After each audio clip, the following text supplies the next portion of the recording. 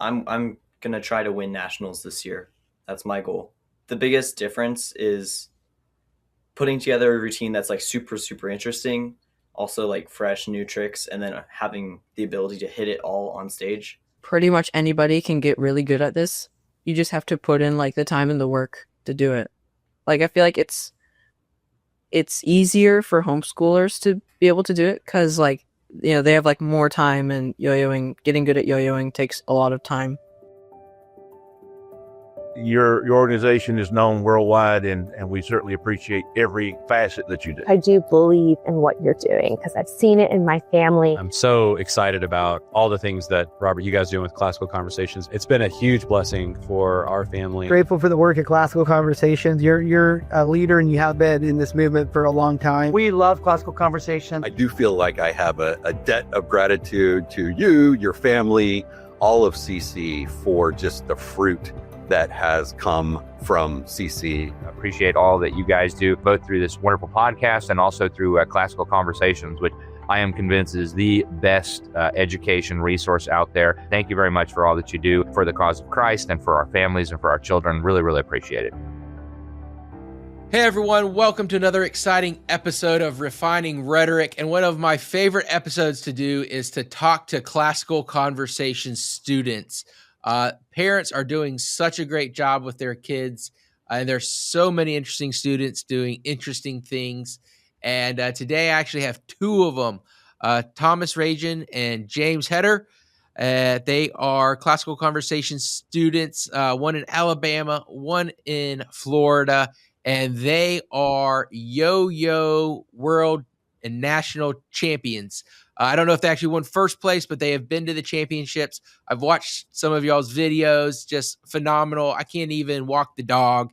So, maybe I need to have one of you guys come to the home office and teach us one day what's going on. But Thomas, he's in challenge 2.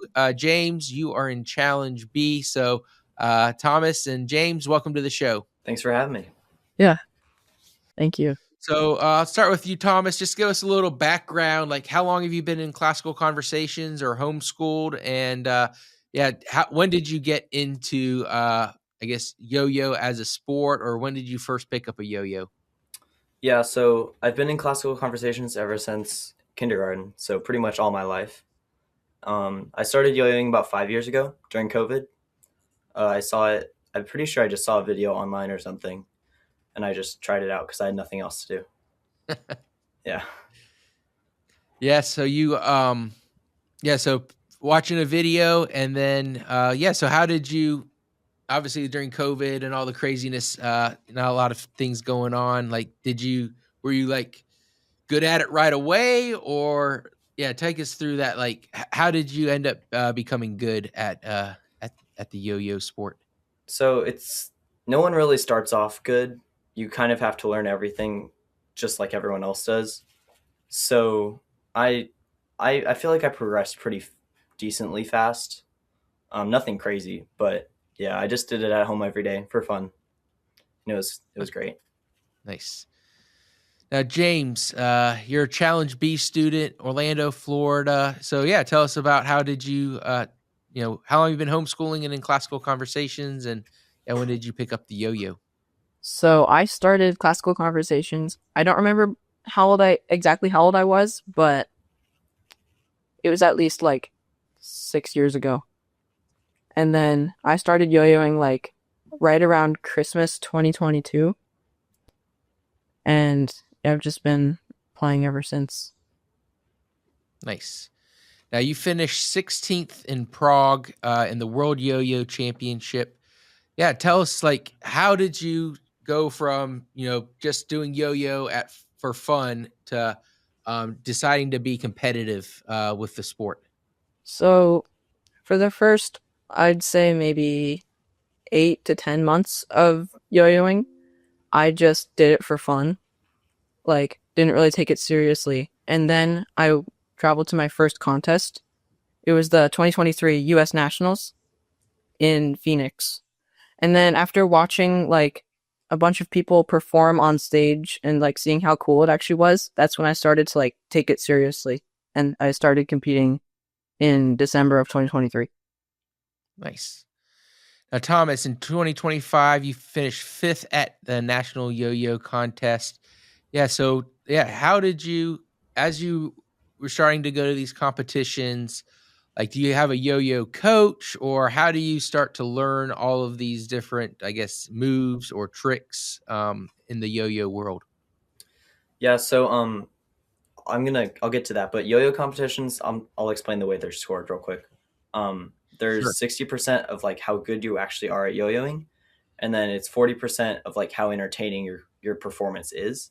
And so I have a mentor, and he helps me with like the 40%.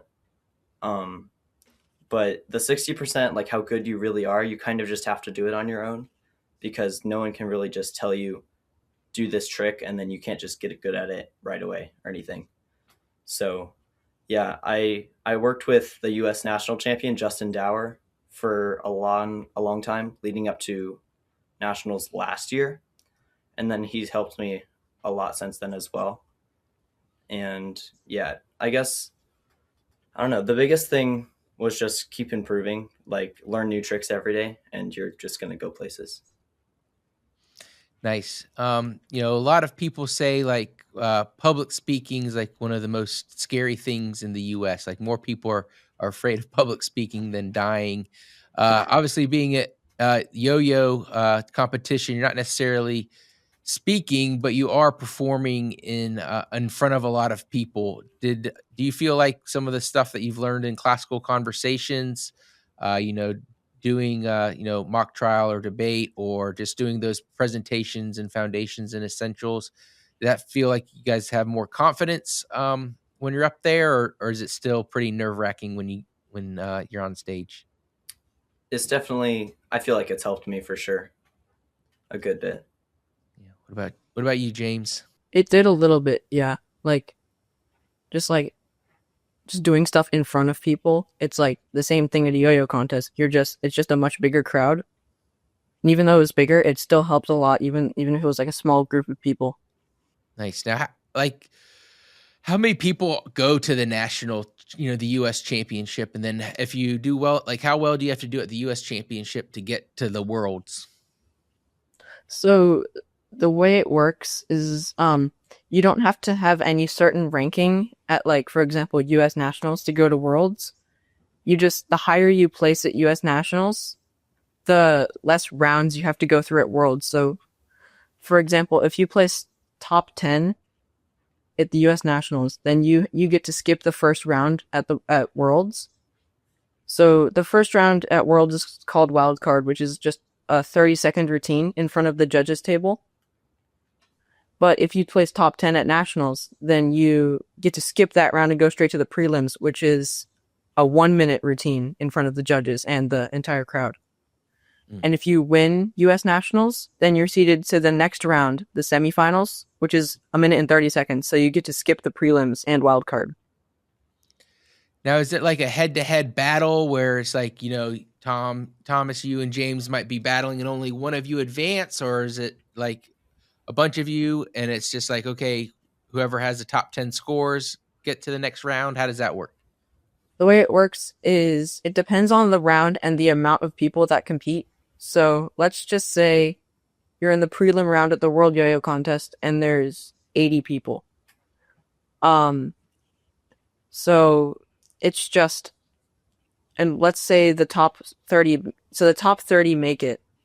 It's just that those top 30 are whoever are the 30 highest scoring people. And then it becomes like a smaller group that make it in the semifinals to the finals. So at this year's Worlds, 29 went to semifinals, and then 19 went to Worlds finals.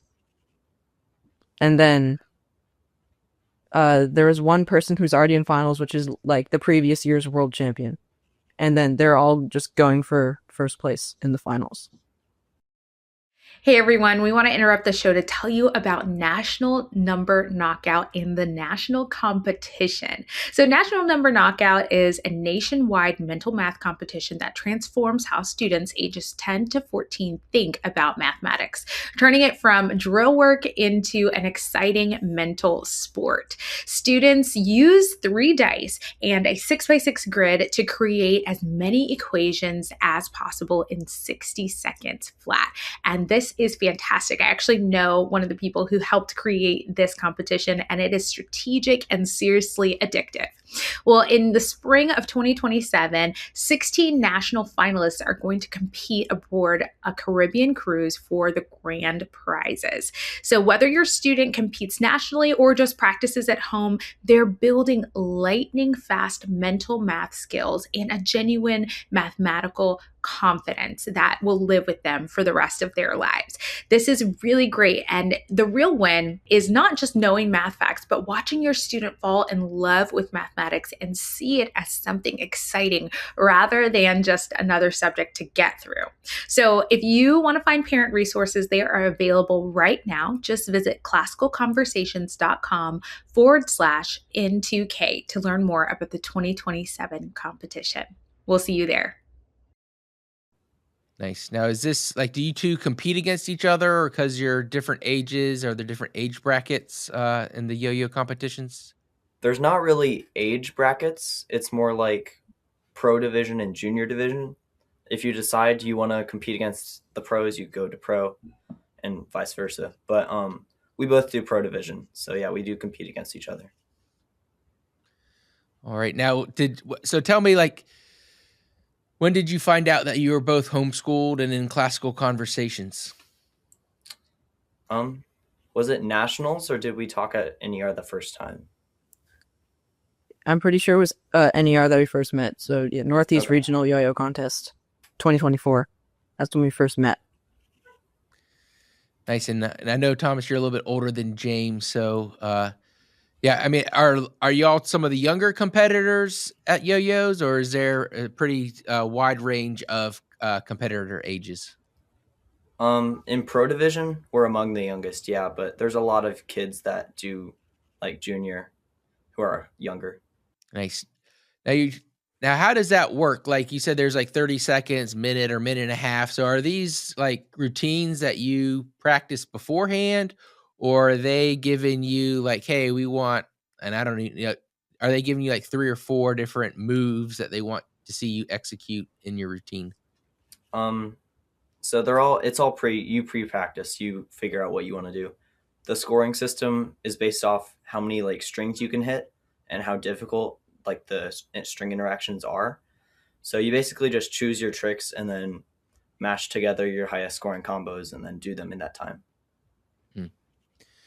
Nice. Now what so what are the hardest tricks? Like what are some of the hardest tricks that you all can pull off? And I'll let James go first. So do you want us to like demonstrate? Because I can. Yeah, sure. That'd be awesome.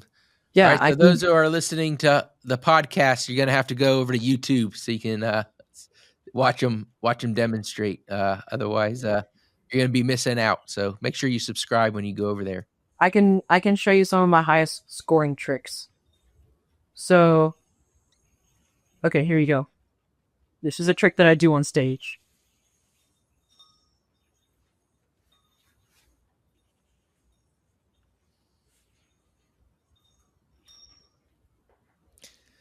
Nice. So what's that called? Or is there a name for it? And like, this is like a combination of elements that I put together myself. And for this specific one, I didn't really like give it a name or anything. So like it's generally called a horizontal combo because the yo-yo this is called vertical, where the yo-yo is just at this angle. But then horizontal is where the yo-yo is tilted upwards. So then you have to you're pretty much just like doing it up here instead of down here. So gravity affects it so the yo-yo is spinning like this, but when you go horizontal, it's spinning like this, and then it creates friction. So then it's a lot more risky because the yo-yo can fall off the string like that because of gravity. So generally they'll score higher than if you're just doing a vertical trick. All right. Yeah, Nice. that's why they're good for competition. Well, you gotta patent that and call it the Heder spin or something. The Heder tornado. Nice. Thomas, what about you? What are some of the tricks that are your higher scoring tricks, and you demonstrate them or just describe them to us? I'll just describe because I couldn't hear what you're talking about if I take my earbuds out. But so I do a lot of the horizontal tricks like he does, where the yo-yos like this. I also do behind the back horizontal, so it's like that, but I'm just doing it behind my back. And then a lot of like neck tricks, where like the yo-yos around your neck, you're like hopping it around up there and stuff like that. So those are my main tricks. Nice. Is there a yo-yo mafia? Could you elaborate a little more? That's just teasing you. Okay. Oh. Well, you can see these, just teasing. Yeah. What? So how do y'all are y'all going to win? Are y'all going to be world champions this year, or like what's the difference between where you are today and those who took first place this past year? For me, I'm going to try to win nationals this year. That's my goal. The biggest difference is putting together a routine that's like super, super interesting, also like fresh new tricks, and then having the ability to hit it all on stage. Because that's like the really, really important thing that James is really good at consistency, like hitting his tricks every time. But yeah, I just have to hit clean and I think I'll do better. But yeah. What about you, James? So for me, my goals are a little less ambitious than Thomas. So I'm trying to just place in the top 3, not necessarily win, but just like even like second or third at US Nationals next year will be like amazing for me. Now, what would you say, like, if there's students listening or families listening and they want to get into the yo-yo scene? Like, what are some of the steps that they should take to do that? I mean, what I did was I started with a Target yo-yo, like, or a Walmart yo-yo, and then I learned like how to throw it, bring it back, do a basic trick like around the world. You might have heard of that. Yeah. And then I just went on YouTube, searched up tutorials, bought a better yo-yo because not all yo-yos are equal, and went from there basically. Thanks. James, what about you? Got any advice for anyone thinking about seeing if this sport's for them? I mean, I think like pretty much anybody can get really good at this. You just have to put in like the time and the work to do it. Like I feel like it's easier for homeschoolers to be able to do it because like they have like more time, and getting good at yo-yoing takes a lot of time. Yeah, not being in a classroom bored out of your mind for 8 hours a day gives you a lot more time back. So what how much time a day do you practice every day? Do you have like an hour a day or 3 days a week? Or tell us about your practice schedule. For me, I generally will practice every day except for Friday, which is the day I go to CC. So, well, right now we're on a break, so I've been able to practice on Fridays. But this past weekend I competed at my final contest for this year. So now I'm taking like a small break from practicing until like closer to the beginning of the new year, and then I'm jumping back into it.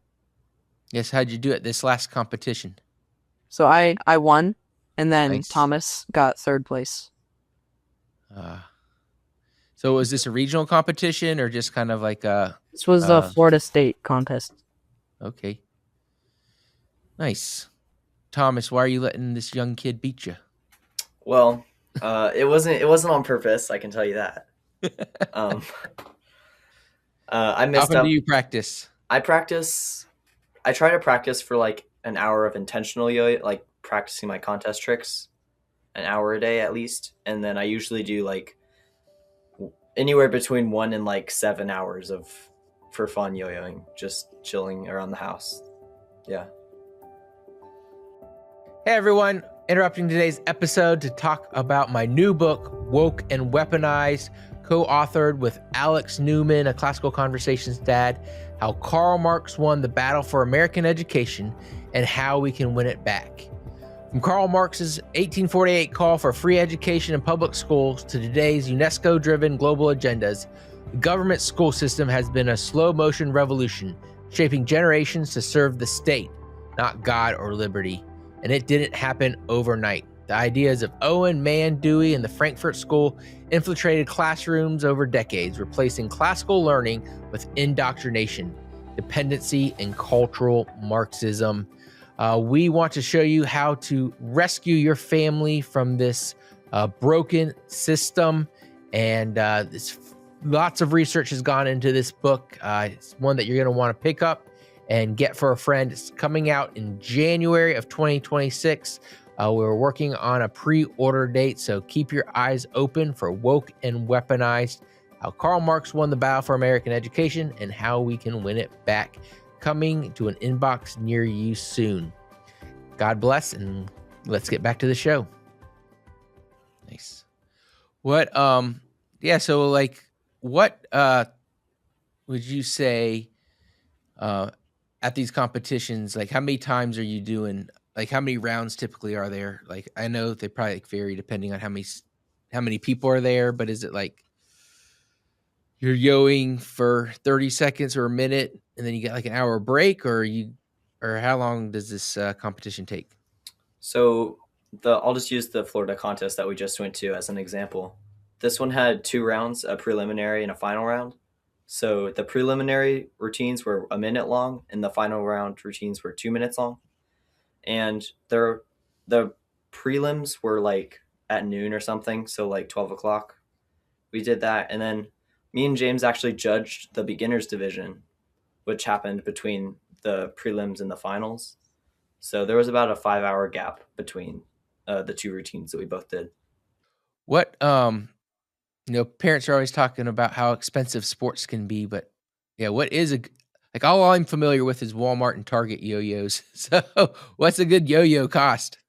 So personally for me, I'm sponsored by a company called Yo-Yo Friends, and they made me a signature yo-yo. So just everything was this design was my idea. So just everything that's like perfect for me to use. And it's called the Artifice. And it's around $55. Okay. Not bad. What do you use, Thomas? So my friend Justin Dower, he's like my mentor basically. He had a signature yo-yo designed. It's called the Evolve, and I got a signature colorway in it, and so this is what I use. I chose the color and stuff. So I don't know if you can see, but yeah, it's cool. Nice. Well, tell me a little bit about your Classical Conversations experience. I mean, I was a teenager boy growing up playing basketball, so I wasn't always the best student, but tried to get all my work done. Yes. Thomas, I'll start with you. Like, what's your favorite subject and what's your least favorite subject? So favorite subject, probably math, but we don't really do a ton of math in CC. So I really enjoy doing debate is a good one for in class, because you get to work with your classmates on stuff.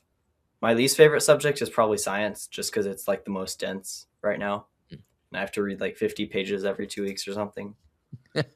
And yeah, I also work at Chick-fil-A near my house, and I play basketball for a homeschool team. So I'm pretty busy. Yeah, no, nice. Well, hey, idle hands are the devil's workshop, they say. So it's good to stay busy. Yeah. James, what about you? So I don't work anywhere, play sports. Well, if you count yo-yoing as a sport, but I don't play any sports outside of yo-yoing, so I have a lot more time than Thomas. So for as far as my favorite and least favorite subjects go, my favorite is probably debate, for the reasons that Thomas explained, and then my least favorite is probably logic or Latin, just because it's so much work and I don't know, it's just not the thing for me. I promise you, in about 10 years from now, you'll be glad that your parents had you doing that. But yeah, it can be definitely not always the most fun, but working hard pays off in the long run. And I know you guys know that from your yo-yo experience. So yeah, what was it like going to Prague? Were you able to spend some time and see the sights, or were y'all just flying in, competing, kicking butt, taking names, and grabbing trophies and heading back? So for me, I personally didn't like go explore any of the city that much. We kind of just got there like 2 days before the contest. I had to just spent most of that time just like adjusting to the time zone. And then the contest happened, and then I left immediately after the contest, so like the morning after it ended. So I didn't really have much time to explore the city. But like when I was driving to the hotel from the airport, I saw like the castle, the Prague castle, and I didn't see it up close, but it looked really cool. Nice. What about you, Thomas? Were you able to enjoy the city at all? I mean, I went to there's a yo-yo store in Prague called the Slusny Yo-Yo Store, and so there was a pre-meet up there. So we were able to go into the city a little bit. It was in a pretty populated part of the city where it's really close streets and stuff. So that was pretty cool. Also saw some castles and stuff as we were driving around. Nice. Yeah, it's really cool to see buildings that are older than our country when you go overseas. You're like, oh, okay. So tell us a little bit about what's happening in 2026. Like, where's nationals and where's worlds going to be? So nationals is going to be in Las Vegas this year. It was there last year as well. World Yo-Yo Contest is going to be in Himeji, Japan, and that's going to be a really fun contest to go to. Also, some regionals are happening. I think I'm going to go to Portland for the Pacific Northwest regional contest, and then probably St. Louis for another contest up there as well. Nice. What about you, James? What are your 2026 plans? What competitions? I'll be heading to nationals and worlds, obviously. And as far as for example, the Pacific Northwest regional, I don't know if I'll be going yet because there's also another contest that day in Singapore, so I'll have to decide which one to go to. But I'm leaning towards the Singapore one. It's a much longer flight. Yeah, it'll be worth it though. And then last year I won the Northeast regionals, so I get to skip preliminaries and go straight to finals there. So I'll be heading there next year also. I'm pretty sure it's in New Jersey. Okay. How many people in the U.S. would you say are in this pro rank or compete at pro events? Probably between 100 and 200. Not everyone goes to every contest, and then not everyone that goes competes, because it's a lot of work to make a routine and practice it. So a lot of people will come just to hang out with people. So yeah, there's a lot. I hope you guys think about me when one of you wins. That hopefully Classical Conversations played some part in just developing those habits needed to practice, put in the work, and that sometimes it's not always fun, but it's always worth it when you see the results of just the effort that you're putting into it. So yeah, thank you all so much for coming on today and for talking to us and sharing your experience. And so, yeah, anything you want to share with the audience about either your homeschool experience or yo-yoing to just encourage others? I'll let James go first, and Thomas, you can have the last word. So for yo-yoing, if you're disappointed that you're not doing well, or just just not doing well, just keep trying. You'll eventually get there. I almost quit because I wanted to be up there with the top US competitors, and I almost quit because I just wanted to be there and I wasn't getting there. But then I started getting help from Hunter Feuerstein. He's top 2 in the world right now, and he helped me get a lot better, and then I started placing higher at contests. So like it doesn't necessarily have to be like that, like a high placing player helping you, but just never quit. Just keep going. You'll get there.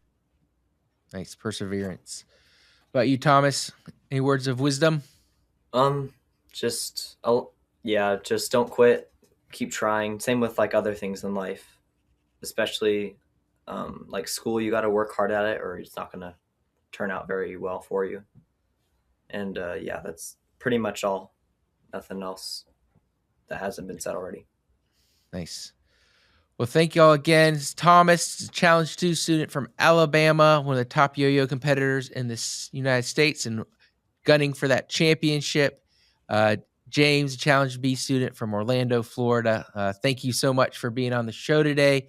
I hope you all have a wonderful Christmas. And just thanks for being part of the Classical Conversations family. So thank you for all who tuned into this episode. Definitely go watch it on YouTube so you can go see James's tricks and subscribe there. Share it with a friend. And until next time, God bless.